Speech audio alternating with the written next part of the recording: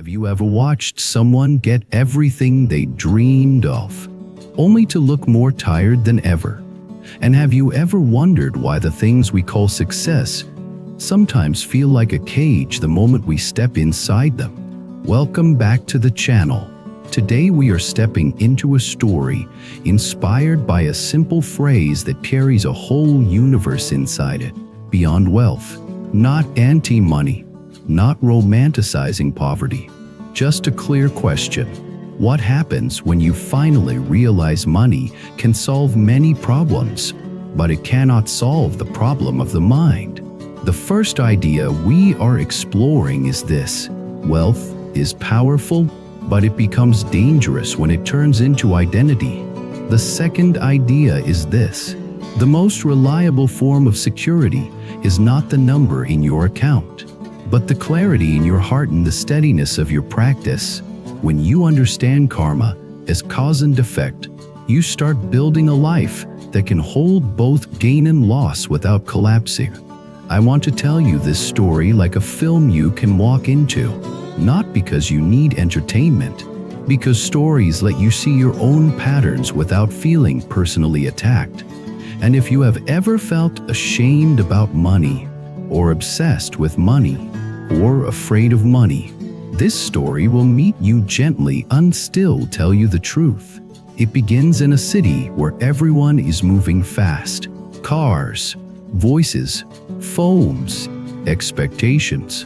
The kind of place where people measure each other in seconds. What do you drive? Where do you live? Who do you know? What do you wear? What do you do? The kind of place where your smile can be friendly, but your eyes are calculating. Our main character is named Kola. He is not lazy. He is not stupid. He is not evil. He is ambitious. And his ambition is fueled by a wound he does not want to look at. He grew up watching his mother stretch money like it was rubber, making meals out of almost nothing, smiling while her stomach was empty. He grew up watching his father disappear into silence every time bills arrived, not because the father did not care, but because he felt powerless. And that powerlessness became shame, and shame became distance. Kola learned a simple rule early: if I become rich, no one can make me feel small again. That rule became his prayer. It became his religion. It became the hidden vow behind every decision. At first it looked noble. He studied hard. He worked long hours. He stayed focused when friends were distracted. He refused to waste time. People praised him. They called him disciplined. They called him serious. And he liked those words because they sounded like protection. Then his first real money came in. Not huge, but enough to feel the taste of a different life. He bought a watch he did not need. He told himself it was a symbol. He moved into a nicer place. He sent money to his mother. He felt proud when she cried and said, "Thank you." In that moment, he thought, this is it. This is what safety feels like. But safety built only on money is fragile, because money is impermanent. Markets change, deals break, people betray, health shifts. Life does what life does. When your peace is rented from external conditions, the rent can rise overnight. Kola did not know this yet. He was still in the early chapter where wealth feels like salvation. He met a woman named Ayan at a networking event. She was calm in a way that felt unusual in that room. Everyone else was trying to shine. She was simply present. Her voice was soft but steady. Her eyes did not hunt for status. They looked at faces. When she laughed, it sounded real, not strategic. Kola was drawn to her immediately. And the part of him that still knew how to be human felt relieved. But another part of him, the part married to wealth, started calculating. What can she add to my image? What doors can she open? How will she make me look? This is how karma starts quietly, not in dramatic crimes, but in subtle intention.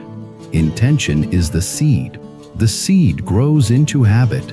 The habit grows into destiny. Xian did not fall for his money.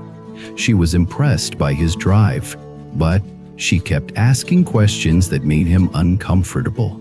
She asked about his childhood. She asked what peace meant to him. She asked what he feared, not in an invasive way, just in a sincere way. Kola tried to answer with clever lines. He said peace is stability. He said fear is failure. He said childhood was fine. She nodded, then asked another question. If your bank account disappeared tomorrow, who would you be? Kola smiled tightly. He said, I would rebuild. She said, I am not asking what you would do. I am asking who you would be. That question followed him home like a bell. He could not unhear. Around the same time, Kola started working with an older businessman named Chief Fade. Everyone called him Chief because he carried himself like a man who had survived storms. He spoke slowly. He wore expensive clothes without trying to show them off. He was respected. He was feared. He was praised as a mentor by many young men who wanted what he had. Chief Fade took Kola under his wing. He introduced him to bigger rooms and bigger deals. He taught him how to talk to powerful people. He taught him how to negotiate. He taught him how to hide weakness. But Chief Fade also taught him something darker. He taught him that compassion is a liability. He taught him that loyalty is for fools. He taught him that if you want to win, you must be willing to let others lose. Kola did not fully agree, but he absorbed it because he was hungry. Hungry for security, hungry for respect, hungry for the feeling that he would never be at the mercy of anyone again. This is where the story becomes a mirror for all of us, because we all have a Chief Fade inside sometimes. A voice that says, protect yourself first, control everything, do not trust, do not soften. If you soften, life will hurt you. That voice is fear wearing armor. The problem is that armor protects you from pain, but it also blocks love. It blocks joy. It blocks intimacy. It blocks the very human warmth that makes life worth living. Kola began to climb fast. He made money. He got attention. People started calling him boss. They laughed at his jokes harder than before. They answered his calls faster than before. Strangers treated him with respect. At first, he enjoyed it.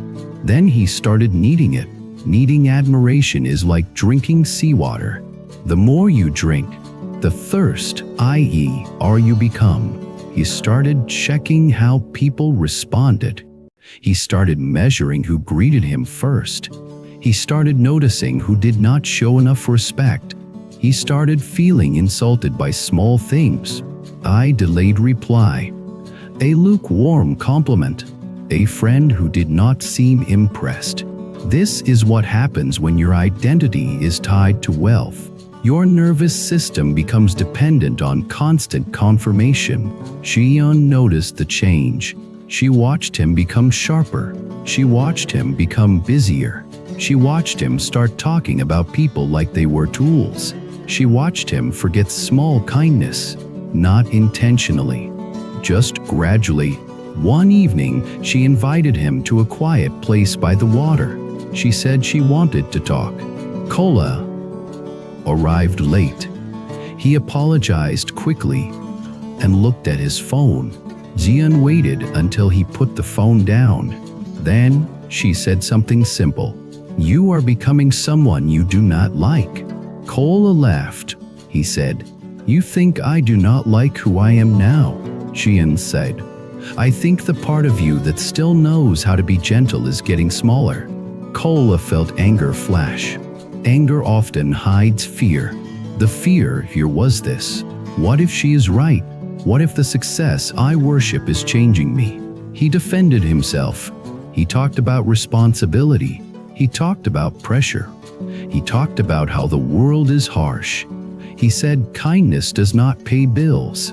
Jian listened, then said, kindness may not pay bills, but it pays for your soul. And if your soul goes bankrupt, you will still suffer even when your bills are paid. Kola did not want to hear that, because deep down he could feel the truth. And truth is uncomfortable when you have been running. That night they argued, not screaming, but cold. Cold is sometimes worse because it signals distance. Xian said she loved him, but she would not compete with his obsession. Kola said she was ungrateful for his effort. Jian said effort without presence is empty. Kola left angry, but the anger did not last. It turned into a heavy quietness. He sat in his car and realized he did not know how to rest. His mind was always working, even when he was alone. He was negotiating with imaginary opponents, winning imaginary fights, proving imaginary points, protecting imaginary status. This is the tragedy of being rich without inner practice. You can escape financial struggle and still be trapped in mental struggle. The next chapter begins with a loss. A deal collapses unexpectedly, not because Kola is incompetent, but because a partner he trusted had been lying. Money disappears in a way that feels like betrayal. Contracts that look solid suddenly look like paper. Promises vanish. Phones stop being answered. Kola feels panic for the first time in years. Real panic. The kind that makes your hands shake and makes your breath short. The kind that makes you realize how much of your peace was sitting on a fragile platform. He goes to Chief Fade for advice. Chief Fade listens, then smiles slightly and says, now you will learn the real game. Chief Fade offers a solution, a way to recover quickly, but it requires something unethical. It requires pushing risk onto people who cannot defend themselves. It requires using influence to bend rules. It requires sacrificing someone else so Kola can look stable. Kola hesitates. This is a karmic crossroads. Karma is not fate controlling you. Karma is the weight of your intention in this moment. The next choice drains your mind. If he chooses greed and cruelty, he will become more capable of greed and cruelty. It will feel easier next time. That becomes his destiny. If he chooses integrity, he may face short-term pain, but he will strengthen a different inner posture. That becomes his destiny. Kola says he needs time to think. Chief Fade laughs and says time is money. Kola leaves feeling torn. He goes to his mother. He expects comfort. He expects sympathy. He expects her to tell him he is still great. Instead, she looks at him with tired kindness and says, my son, I am proud of your work, but I am worried about your heart. Kola feels offended. He says, my heart? This is about money. His mother shakes her head. She says, money is loud, so you think it is the whole story, but money only reveals what is already inside. She tells him something from her own life. When she was younger, she once received a small inheritance. Not huge, but enough to change her life. She thought it would bring peace. Instead, it brought conflict. Family members came with demands. Friends came with expectations. Her own mind became anxious, thinking she could lose it. She said, that was when I learned it. If your mind is not trained, even blessings become burdens. Kola is quiet. His mother continues. She says, I learned to be content when we had little, not because little is holy, but because contentment is freedom. Contentment is not giving up. Contentment is not self-punishment. It is simply not letting desire become a chain around your neck. Kola feels something crack because his mother is naming what he has been avoiding. He has been living with chains and calling them success. He leaves her home and drives without direction. He ends up at the same water place where Xian had tried to talk to him. The water is dark. The air is cool. The city noise feels far away. He sits and finally lets the grief rise. Not only grief about the money lost, grief about the person he has become, grief about how he has been living on edge, grief about how he has treated people like tools, grief about how he has been afraid to be ordinary. This is where awakening often begins, not with fireworks, but with honest grief. In Buddhist practice, there is an understanding that suffering can become a teacher when it exposes attachment. Kola is seeing his attachment clearly for the first time, not in theory. In his body, he remembers I unquestioned.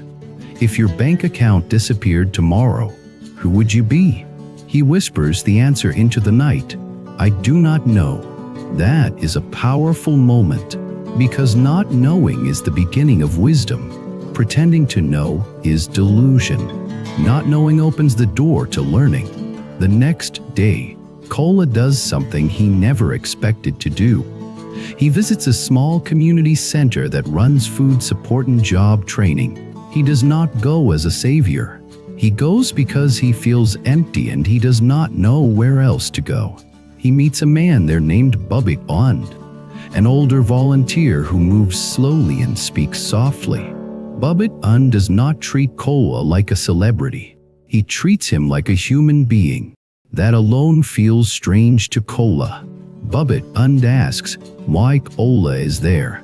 Kola tries to answer with pride, saying he wants to give back. Bubik Und looks at him and says, "You look like someone who needs something more than you want to admit." Kola almost lies. Then he tells the truth. I feel like I am losing myself. Bubik Und nods as if this is normal. He says, most people do not lose themselves suddenly. They lose themselves in small trades. They trade peace for praise. They trade honesty for image.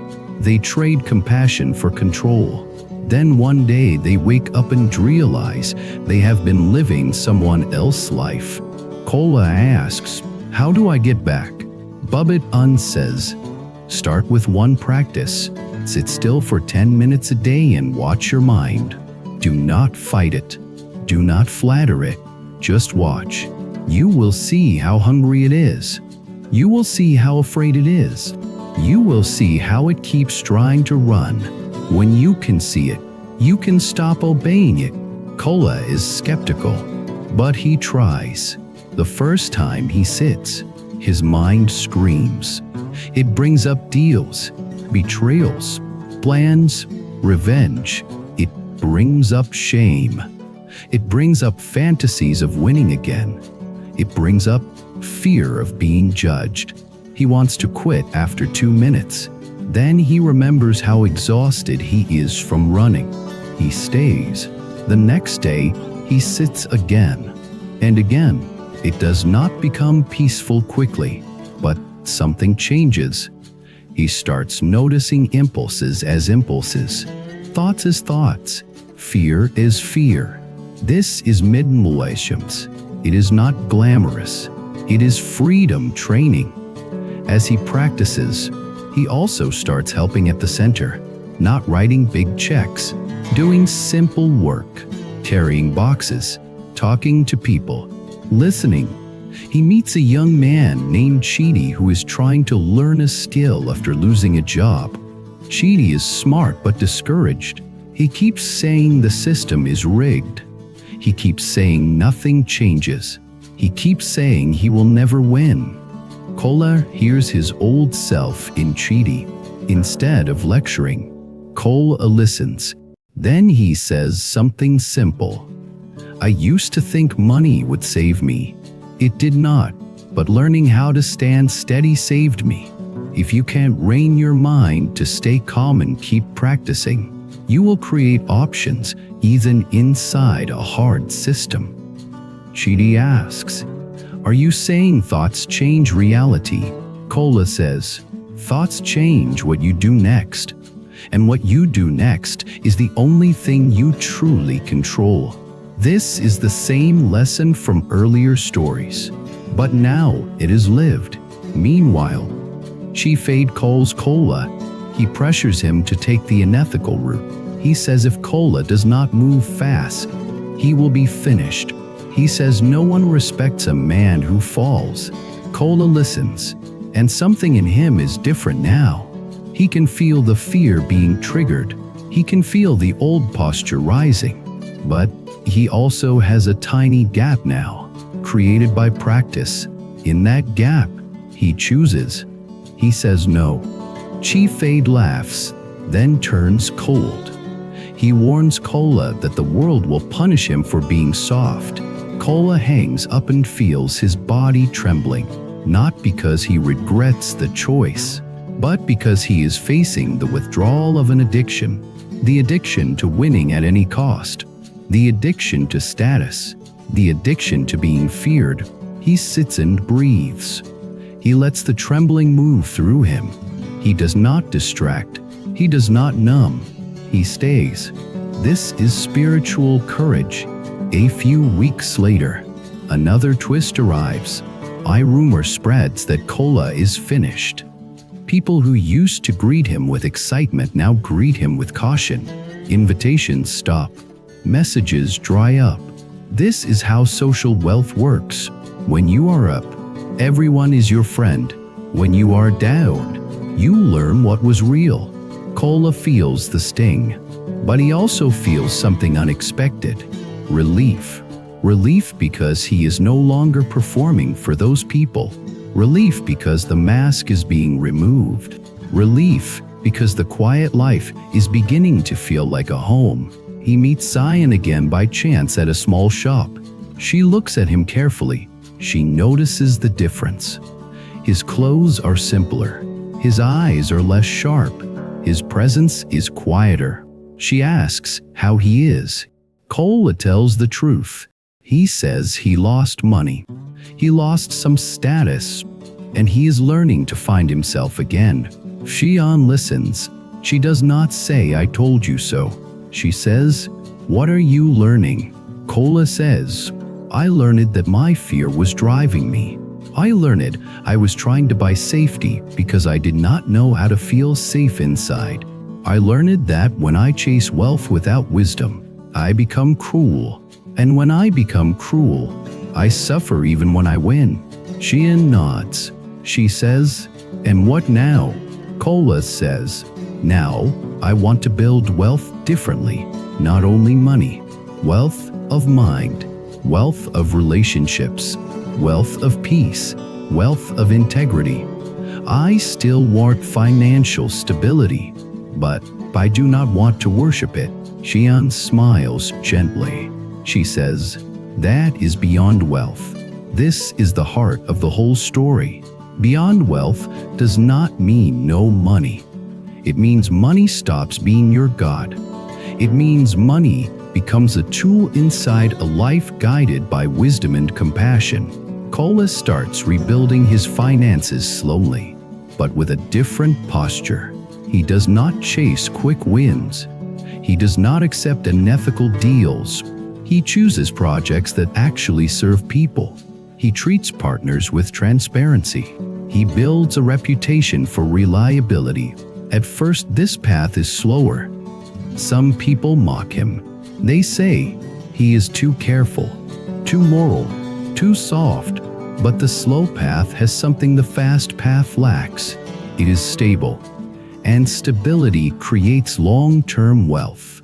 This is karma. Again, ethical intention creates trust. Trust creates opportunity. Opportunity creates sustainable income. Sustainable income creates calm. Calm creates better decisions. Better decisions create more stability. It is a virtuous loop. Meanwhile, Chief Aide faces consequences, not dramatic movie punishment, just reality. His manipulations catch up. People he exploited eventually turn away. Legal trouble begins circling. His health declines under stress. He becomes paranoid. He cannot sleep. He trusts no one. This is an important lesson. Some people look rich and powerful and think they are winning. But inside, they are in hell. Their mind is a prison of suspicion. Their heart is dry.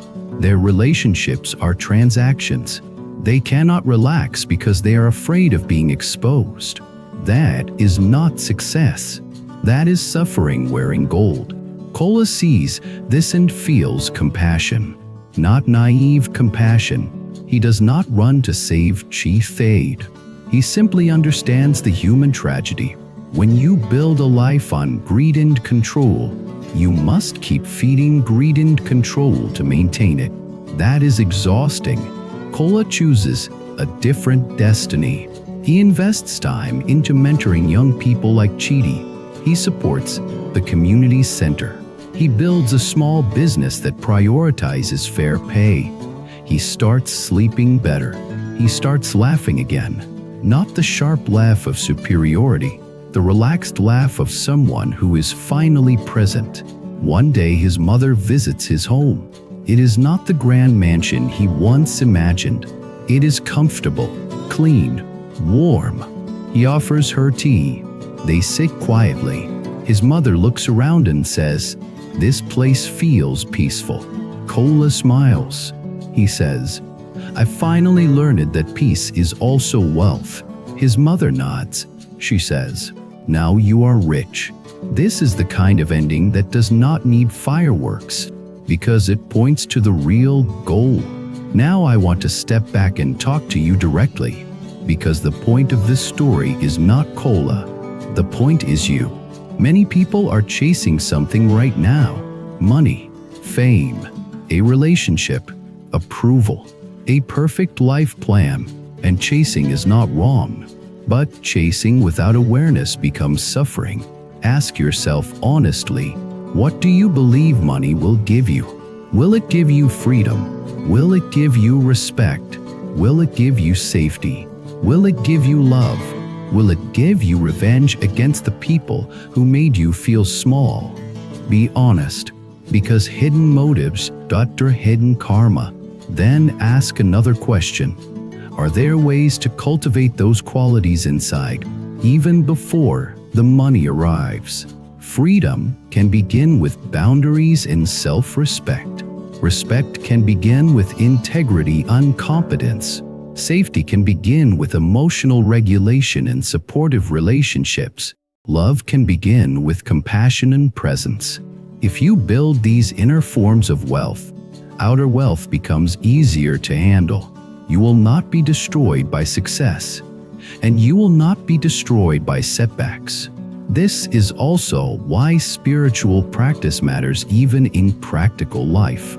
Meditation, mindfulness, ethical living, compassion, these are not decorations. They are training for the mind, so the mind does not become your enemy. In Buddhist terms, this is the path of reducing attachment and increasing wisdom. Attachment is not love. Attachment is clinging. Attachment says, I must have this, or I cannot be okay. Wisdom says I can pursue goals without being owned by them. Compassion says I can protect myself without becoming cruel. Practice says I will return to awareness again and again until it becomes my natural posture. Now I want to share a personal echo, because stories hit harder when you realize you are not alone. I have known people who made a lot of money fast.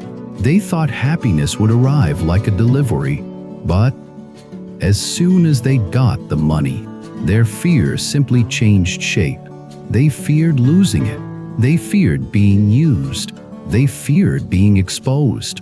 They feared that their friends only loved the lifestyle. They started isolating. They stopped trusting. They became suspicious. Their life looked successful, but their mind became smaller. I have also known people who had very little, but carried a calm dignity. They worked hard. They planned. They did not romanticize struggle, but their mind was not addicted to comparison. They could enjoy simple things. They could be generous in spirit. They slept. They laughed. They love people without turning love into transaction. When you see both kinds of lives up close, you realize the truth. Money is a multiplier. It amplifies what is already inside. If your mind is trained, money can expand your ability to serve and live freely. If your mind isn't trained, money can expand your fear and ego.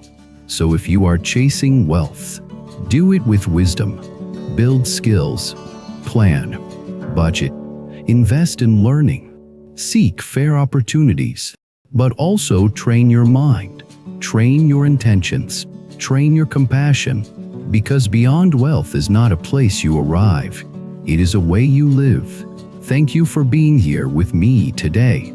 I want you to share your thoughts and your stories in the comments. What is the most honest thing you believe money will give you? And what is one inner form of wealth you want to cultivate right now? If you want more long-form storytelling that turns life ambition into lessons about awakening, wisdom, karma, compassion, practice, and destiny, subscribe to the channel, like the video, and leave a comment so we can build this community together. If membership support is available and it fits your situation, it helps keep these deep dives coming. Until next time, keep building your life with clean intention. And remember that the richest person is not the one with the most, but the one who can live with a calm heart in both gain and loss.